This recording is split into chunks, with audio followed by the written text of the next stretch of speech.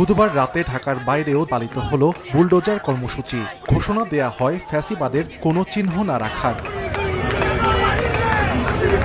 খুলনা নগরীর শেরি বাংলা রোড এলাকায় শেখ বাড়ি বুলডোজার দিয়ে গুঁড়িয়ে দিয়েছেন ছাত্র জনতা। বুধবার রাত ৯টার দিকে ভাঙচুর করা হয় শেখ বাড়ির ফটক। এ সময় ভবনের বিভিন্ন স্থানে দেয়া হয় আগুন।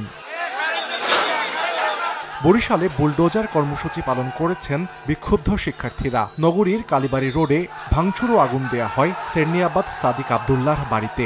বৈষম্য বিরোধী ছাত্র জনতা জানান, গণহত্যাকারী ফ্যাসিস্ট ও আওয়ামী লীগের দোসরদের রাখা হবে না কোনো চিহ্ন।